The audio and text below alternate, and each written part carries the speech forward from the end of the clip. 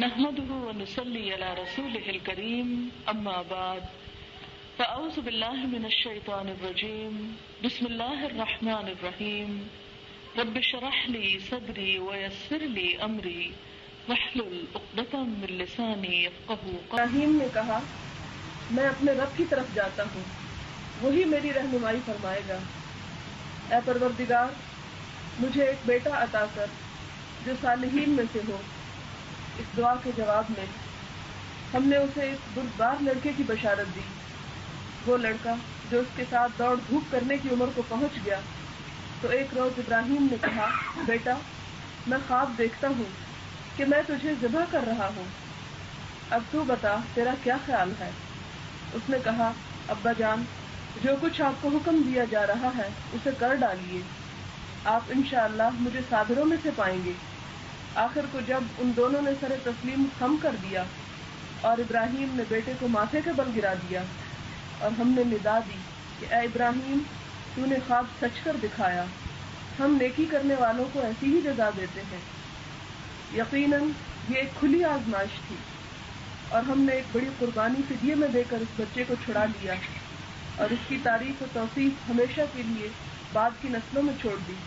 سلام ہے ابراہیم پر، ہم نیکی کرنے والوں کو ایسی ہی جزا دیتے ہیں، وہ ہمارے مومن بندوں میں سے تھے۔ یہاں سے ہوتی ہے قربانی کی ابتدا، وہ قربانی جس کا تقاضا آپ سے آئندہ چند دنوں کے اندر کیا جانے والا ہے۔ وقت گزرنے کے ساتھ ساتھ جہاں دین کی باقی چیزیں اپنی حقیقت کھوتی چلی جا رہی ہیں اور لوگوں کی نظروں میں اہمیت ان کی کم ہوتی چلی جا رہی ہے، ان میں سے ایک قربانی بھی ہے۔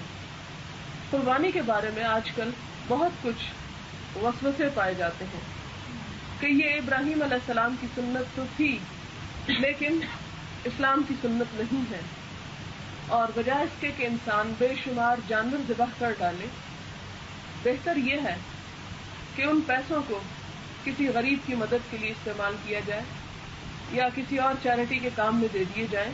جانور ذبح کرنا ضروری نہیں ہے۔ تو آج میں چند چیزیں اس غلط فہمی کے ازالے کے لیے آپ کے سامنے رکھوں گی کہ ایسی سوچ سراسر نادانی کی سوچ ہے اور اللہ کے نزدیک قربانی کا فدیہ کچھ بھی اور نہیں ہو سکتا۔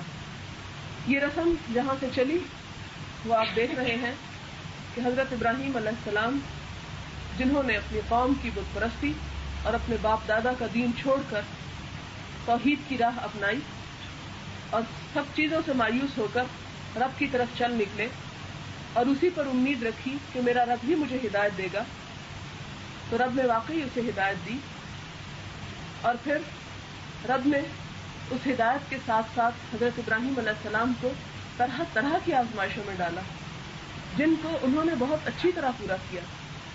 دنیا کی دیگر محبتوں میں سے ایک بہت ہی آزمائش والی چیز، اور وہ آزمائش کیا تھی کہ بیٹے کو ذبح کر ڈالو۔ خواب دیکھا حضرت ابراہیم نے اور حضرت ابراہیم نے اپنے اس صابر بیٹے کے سامنے جب اس کا ذکر کیا تو بیٹے نے بھی لبیک کہا کہ میں بھی تیار ہوں۔ دیکھیں یہ کہانی کے طور پر تو بڑی خوشنما معلوم ہوتی ہے، لیکن میں اور آپ اپنی اپنی اولاد پر نظر رکھتے ہوئے، اور اولاد بھی وہ جو بڑی مانگ مانگ کر ملی ہو۔ آپ کو معلوم ہے کہ حضرت ابراہیم علیہ السلام نے بڑی دعاؤں کے بعد حضرت اسماعیل کو لیا تھا۔ وہ جو اتنی دعاؤں کے بعد ملا، وہ جو بہت ہی چہیتا تھا ابراہیم کا، اللہ سبحانہ وتعالی کیونکہ اپنی محبت میں کسی اور کو شریک نہیں بنا سکتے کہ اللہ کے ساتھ کسی اور کی محبت بھی شامل ہو جائے، چونکہ وہ ایک بہت قیمتی چیز تھی حضرت ابراہیم علیہ السلام کے لیے، لہذا اللہ سبحانہ وتعالی نے وہ بھی مانگ لی کہ بھلا میرے لیے دیتا ہے یا نہیں، تو انہوں نے وہ بھی پیش کر دی کہ اللہ میں تیرے لیے یہ بھی دینے کو تیار ہوں۔ لہذا پورا واقعہ آپ نے بہت دفعہ سنا ہوگا، کس طرح اپنے بیٹے سے کہا، بیٹا تیار ہو گیا، اور حضرت ابراہیم علیہ السلام نے اپنی آنکھوں پر پٹی باندھ دی کہ بہرحال اولاد کی محبت ہے، کہیں ایسا نہ ہو کہ میرا دل عین وقت پر پھر جائے۔ اور 3 مختلف موقعوں پر جب شیطان ان کے پاس آیا، جو حج کے موقع پر آپ 3 شیطانوں کو کنکریاں مارتے ہیں، تو کس طرح انہوں نے انہیں پتھر مار کر بھگا دیا، اور پھر آنکھوں پر پٹی باندھ کے جب چھری پھیرنے لگے تو اللہ سبحانہ وتعالیٰ کو ان کی ادا اتنی پسند آئی کہ وہ آزمائش تو کر لی لیکن اس کی جگہ پر دمبا چھوڑ دیا اور بیٹے کو بچا لیا۔ اب دیکھیں کہ یہ تو حضرت ابراہیم علیہ السلام سے قربانی مانگی گئی اور انہوں نے قربانی کی۔ اس کے بعد امت محمد صلی اللہ علیہ وسلم پر بھی کیا قربانی فرض ہے یا نہیں، کیا اسے بھی قربانی کرنی چاہیے یا نہیں؟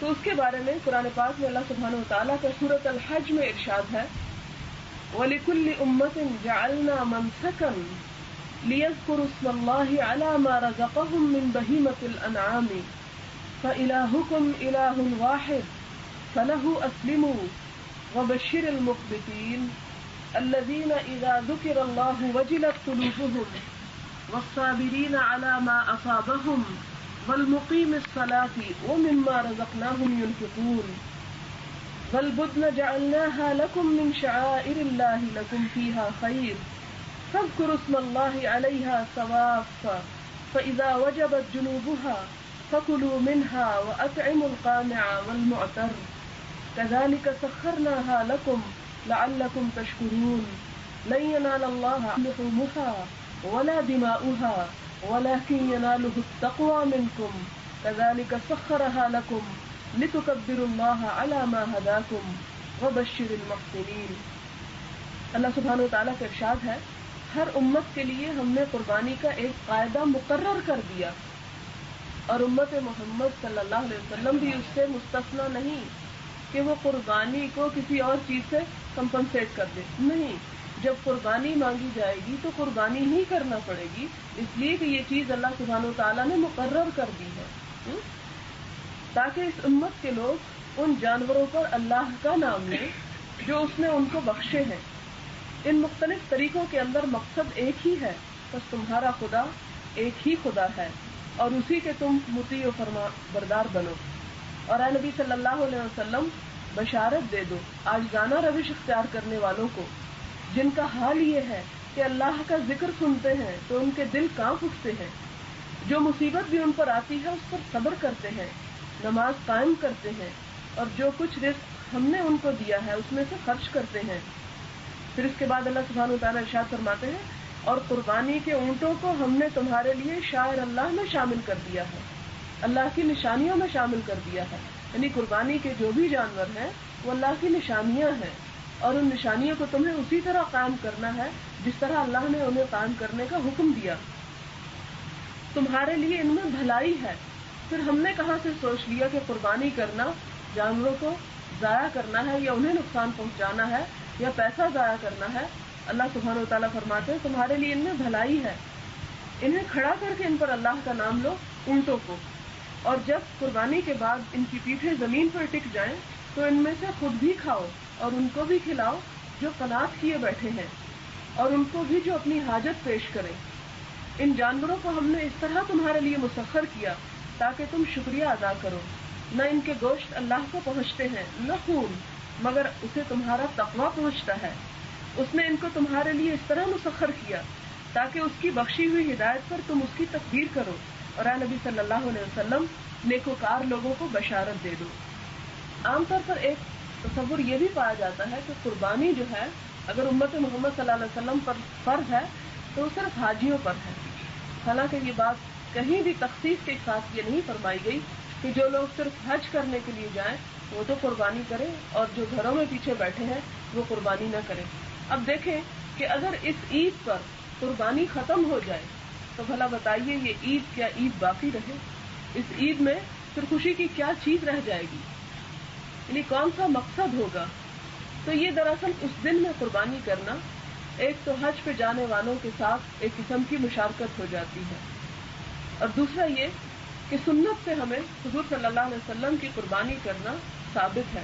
نبی صلی اللہ علیہ وسلم مدینہ طیبہ کے پورے زمانے قیام میں ہر سال عید کے موقع پر قربانی کرتے رہے، اور مسلمانوں میں آپ ہی کی سنت سے یہ طریقہ جاری ہوا۔ جیسا کہ بعض لوگوں کا خیال ہے کہ چند سال بعد کچھ اماموں نے یہ کام شروع کر دیا، تو ایسا نہیں ہے۔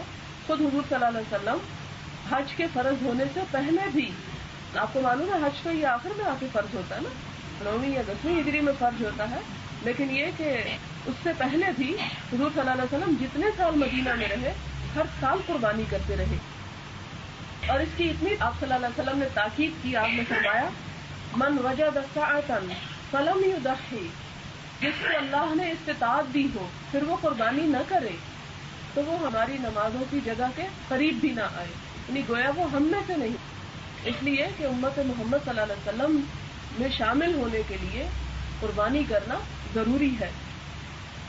پھر اسی طرح آپ صلی اللہ علیہ وسلم نے فرمایا کہ جو نماز سے پہلے قربانی کر لے، یعنی جانے سے پہلے، تو وہ قربانی نہیں، اسے قربانی کو دہرانا ہے، لوٹانا ہے، اور جو نماز کے بعد قربانی کرتا ہے تو وہ دراصل سنت کی پیروی کرتا ہے۔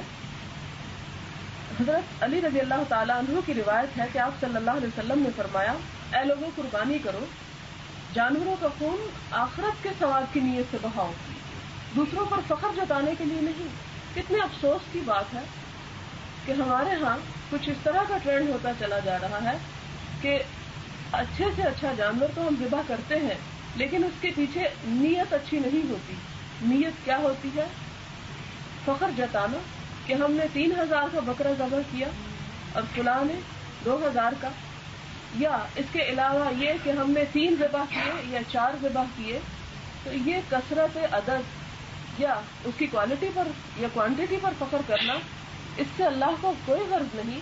اللہ سبحانہ و تعالیٰ کو جو چیز مطلوب ہے وہ یہ کہ ان کا خون اللہ کی خاطر بہایا جائے، اس کے پیچھے رضا اللہ کی رضا ہو۔ پھر آپ دیکھیں کہ حضور صلی اللہ علیہ وسلم نے فرمایا، یہ غلط فہمی 1400 سال پہلے ہی دور فرما دی، قربانی کے جانوروں کا خون اگرچہ ظاہراً زمین پر گرتا ہے اور برباد ہوتا ہوا دکھائی دیتا ہے، لیکن حقیقتاً یہ خون اللہ کے خزانے میں چلا جاتا ہے۔ پھر اسی طرح آپ دیکھیں کہ اگر ہم عقلی لحاظ سے دیکھیں تو بھی قربانی کا گوشت کبھی ضائع تو نہیں ہوا۔ کتنے ہی ایسے بے شمار لوگ ہیں، یعنی صرف اپنے اوپر نظر مت دوڑائیے یا اپنے ارد گرد والوں کو مت دیکھیے، امت مسلمہ کے اس حصے کو بھی دیکھیے کہ جس کو پورا سال گوشت کھانا نصیب نہیں ہوتا، اور ان کے لیے انہی دنوں میں گوشت کی فراوانی ہوتی ہے یا وہ پیٹ بھر کے کھا لیتے ہیں۔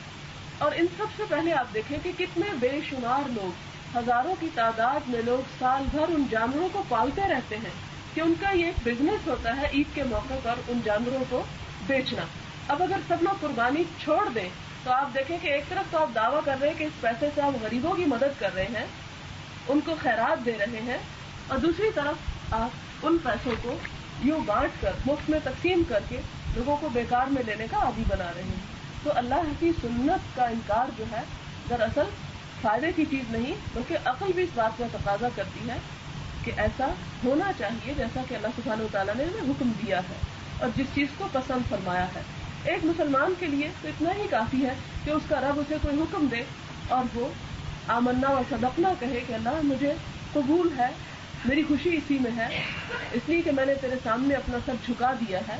لیکن اگر یہ بات سمجھ نہ بھی آتی ہو تو پہلے نمبر پر آپ دیکھیں کہ پالنے والوں کا کتنا فائدہ ہے اس میں، دوسرے نمبر پر آپ دیکھیں کہ جتنے بھی جانور ذبح ہوتے ہیں ان کی ہڈیاں، ان کے بال، ان کی کھالیں، ان میں سے کون سی چیز ہے جو ویسٹ ہو جاتی ہے؟ کچھ بھی تو نہیں۔ اب تو اللہ کا شکر ہے کہ سعودی عرب سے بھی قربانی کا گوشت جو ہے وہ فوری چارٹرڈ طیاروں کے ذریعے مختلف ایسے ملکوں میں جہاں پر بہت زیادہ بھوک اور قحط کا عالم ہے، یا کشمیر اور افغانستان میں جہاں پر بہت زیادہ تباہی ہو چکی ہے، وہاں پر براہ راست بھجوا دیا جاتا ہے۔ اور اگر ایسا نہیں بھی تو مقامی لوگوں میں سے جتنے بھی سکت رکھتے ہیں، اگر وہ زیادہ سے زیادہ کریں گے تو جتنے بھی ان کے ارد گرد ضرورت مند ہیں وہ خود ہی اس کو استعمال کریں گے۔ پھر اس کے بعد آپ دیکھیں کہ امت مسلمہ جو ہے ہمیشہ مجاہد قوم ہوتی ہے، اور اسلام میں حلال چیزوں کے کھانے سے منع نہیں کیا گیا۔ تو گوشت انسانی غذاؤں میں سے ایک بہترین مکمل غذا ہے، اور اگر عام طور پر وافر نہیں ملتا اور سال میں ایک موقع ایسا آتا ہے کہ جس میں وہ اپنی ضرورت پوری کرتا ہے یا اس سے طاقت حاصل کرتا ہے، دیکھیں کہ اسلام میں ایک مسلمان کا جو نظریہ ہوتا ہے وہ ہر کام کے پیچھے اس کا ایک مقصد ہوتا ہے، ایک نیت ہوتی ہے۔ اس کھانے پینے کے پیچھے بھی وہ صرف جانوروں کی طرح کھاتا پیتا نہیں ہے، بلکہ اسے یہ معلوم ہے کہ میرا یہ کھانا جو ہے دراصل مجھے اس سے قوت حاصل کرنا ہے، اور اگر مجھے قوت حاصل ہوگی تو میں اللہ کی اطاعت اور اس کی عبادت بہترین طریقے سے کر سکوں گا۔ ایک مسلمان قوم مجاہد قوم ہے تو اس مجاہد قوم کو زیادہ سے زیادہ طاقت کی ضرورت ہے تاکہ وہ اللہ کے دین کو زیادہ سے زیادہ پھیلا سکے، زیادہ سے زیادہ جہاد کر سکے. پھر اسی طرح آپ دیکھیں کہ قربانی کے ساتھ ساتھ ان دنوں کی کیا اہمیت ہے.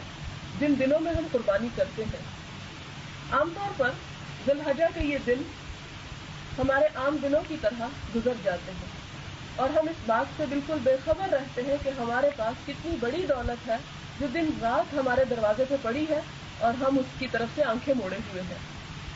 اس کے بارے میں ایک حدیث سنیے. حضور صلی اللہ علیہ وسلم نے فرمایا، ذی الحجہ کے پہلے 10 دنوں کے سوا زیادہ محبوب اور پسندیدہ عمل کسی زمانے میں بھی کوئی نہیں اللہ کے نزدیک. یعنی ان 10 دنوں میں جو بھی نیک کام کیا جاتا ہے وہ سال کے کسی بھی اور حصے میں کیے جانے والے کام سے اللہ کے نزدیک زیادہ پیارا ہے. یعنی اللہ تعالیٰ کو ان دنوں کا کیا ہوا کام بے حد عزیز ہے. تو لوگوں نے کہا کہ کیا جہاد بھی نہیں؟ تو آپ صلی اللہ علیہ وسلم نے فرمایا، جہاد بھی نہیں سوائے اس مجاہد کے جو اللہ کے راستے میں اپنی جان اور مال سمیت نکلا ہو اور پھر واپس نہ آیا ہو. یعنی شہید ہونا بہرحال اس سے زیادہ افضل عمل ہے، لیکن شہادت سے کم تر درجے کے جتنے بھی نیک کام ہیں وہ تمام کے تمام باقی دنوں کی تمام نیکیوں سے افضل ہیں. ان میں آپ دیکھیں کیا نمازیں، نفل، روزہ، صدقہ اور خیرات، ذکر، اذکار. بلکہ ایک حدیث ہے، حضور صلی اللہ علیہ وسلم نے فرمایا کہ اللہ تعالیٰ کو ان 10 دنوں میں کیا ہوا نیک کام سال کے باقی تمام حصوں پر کیے ہوئے کاموں میں زیادہ عزیز ہے.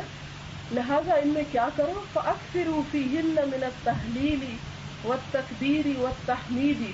تو ان دنوں میں زیادہ سے زیادہ تم لا الہ الا اللہ پڑھو، الحمدللہ پڑھو اور اللہ اکبر پڑھو. یعنی عام طور پر اگر آپ ان تسبیحات کے عادی نہیں بھی ہیں تو ان 10 دنوں میں باقاعدگی کے ساتھ یہ 3 تسبیحات آپ شامل کر لیں، کیونکہ یہ سنت کا ایک حصہ ہے اور اللہ کو بہت عزیز ہے. وہ کیا ہے؟ لا الہ الا اللہ محمد الرسول اللہ، اللہ اکبر اور الحمدللہ. پھر آپ دیکھیں کہ نماز کے بعد آپ پڑھتے ہیں نا الحمدللہ الحمدللہ الحمدللہ، یہی چیز ہے. سبحان اللہ والحمدللہ ولا الہ الا اللہ واللہ اکبر، تینوں چیزیں اس میں آ جاتی ہیں.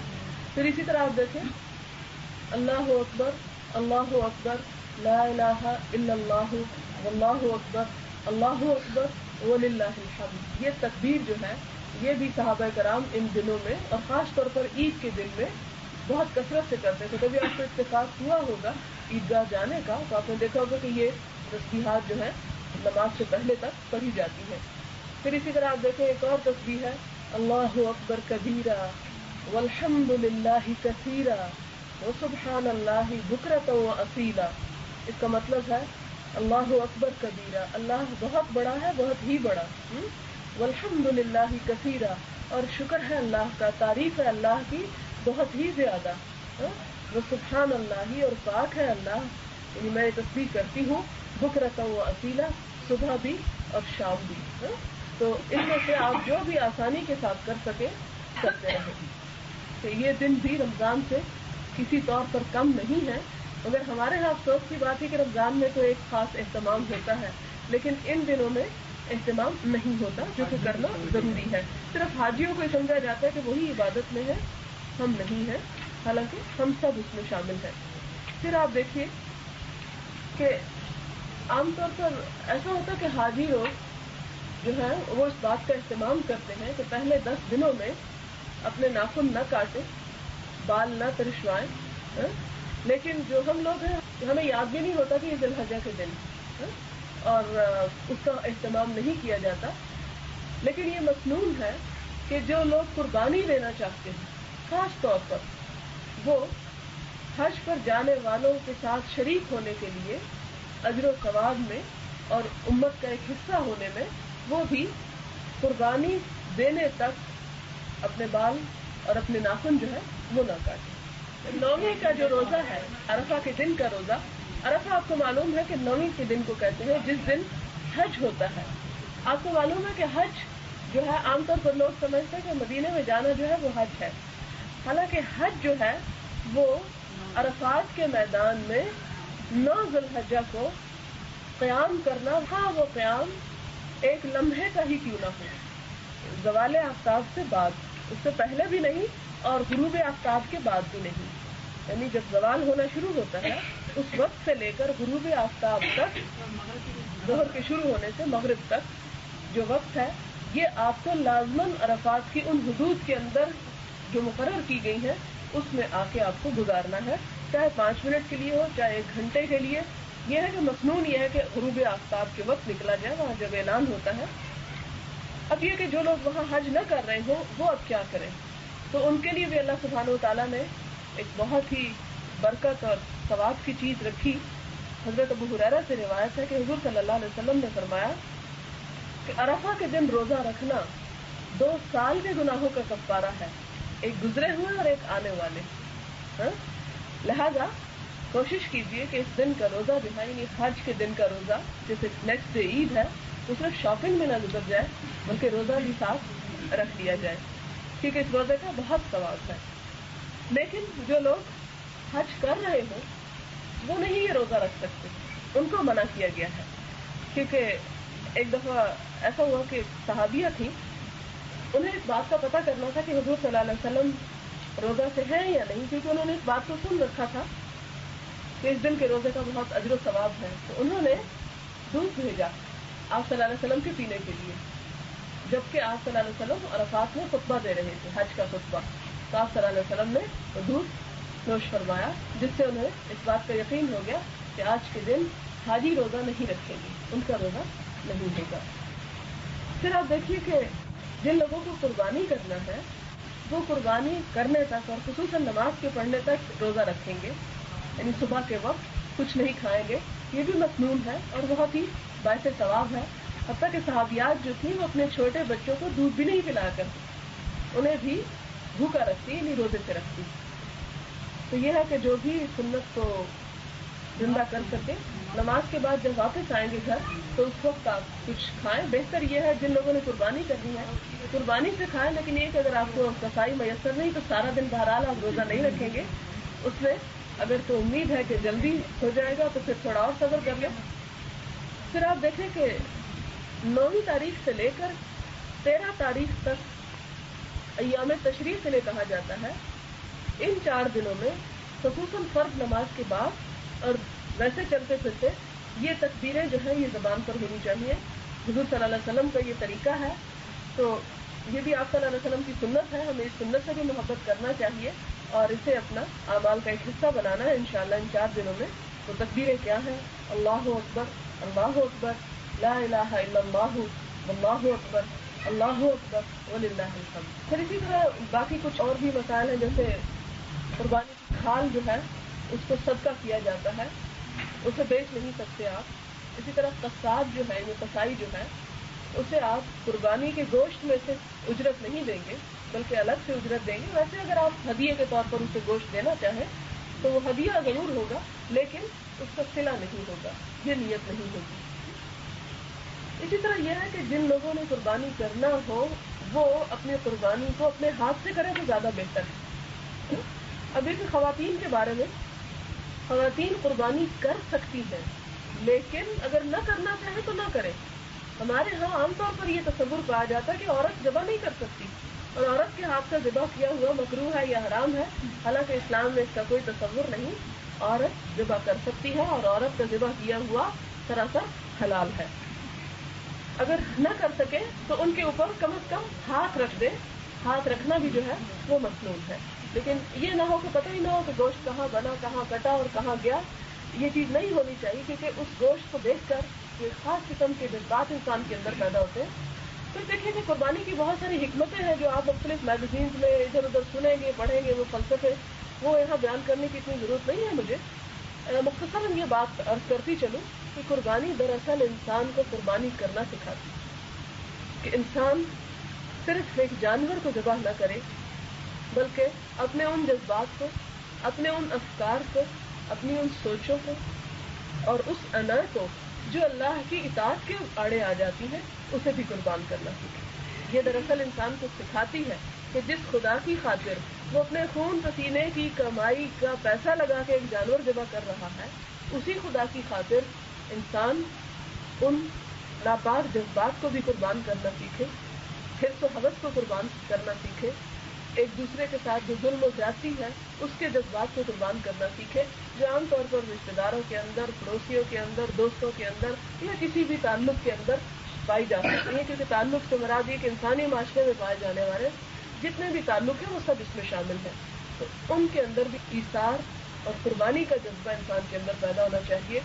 اپنے آپ کو، اپنی خواہش کو مار کے دوسرے کی خاطر کچھ کرنا، اپنے آپ کو پیچھے رکھ کے دوسرے کو چانس دینا، یہ چیزیں جب تک ہمارے اندر پیدا نہیں ہوتی اس وقت تک ہم اللہ سبحانہ و تعالیٰ کی محبت کو نہیں پہنچ سکتے، جو دراصل ہمارا ٹارگیٹ ہے. اللہ سبحانہ و تعالیٰ فرماتے ہیں لن تنالوا البر حتى تنفقوا مما تحبون، تم اللہ کی محبت کو پا ہی نہیں سکتے جب تک وہ خرچ نہ کر ڈالو جس سے تم محبت رکھتے ہو. اب بعض اوقات انسان اپنے آپ سے بڑا محبت رکھتا ہے، اس کے اوپر کوئی بات نہیں سنوں گی، سب گوا رہا ہے، اللہ کی راہ میں صدقہ اور خیرات بھی خوب ہو رہا ہے، نمازیں بھی پڑھی جا رہی ہیں، لیکن اگر ہمیں کسی نے تھوڑا بہت برا بھلا کہہ دیا تو عمر بھر کے لیے اس کے دشمن ہو گئے یا عمر بھر کے لیے اس سے تعلق کاٹ کے بیٹھ گئے، تو یہ چیز غلط ہے. انسان جب ہم دوسرے کے ساتھ زیادتی کر جاتے ہیں تو دوسرے کی سہنے کی بھی عادت ہونی چاہیے، تو ایسی چیزوں کو انسان ذبح کرتا چلا جائے، اور خاص طور پر ایسے دنوں میں اور ایسے مواقع پر اس چیز کی تجدید بھی کرے. قربانی جو ہے جو صاحب استطاعت ہو اسی پر ہے. اگر بیوی خود کمانے والی ہے یا اس کا کہیں سے بھی آمدنی کا کوئی ذریعہ ہے تو وہ کر سکتی ہے الگ، اور اگر شوہر اس کی طرف سے کر دے تو ٹھیک، لیکن اصرار کر کے اور ضد کر کے اور گھر کی فضا خراب کر کے اسے قربانی نہیں کروانی چاہیے. قربانی تو دراصل جذبات کی قربانی ہے.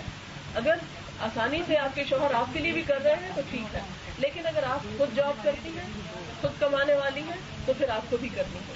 سبحانک اللہم و بحمدک نشہد ان لا الہ الا انت نستغفرک و نتوب الیک. والسلام علیکم ورحمۃ اللہ وبرکاتہ.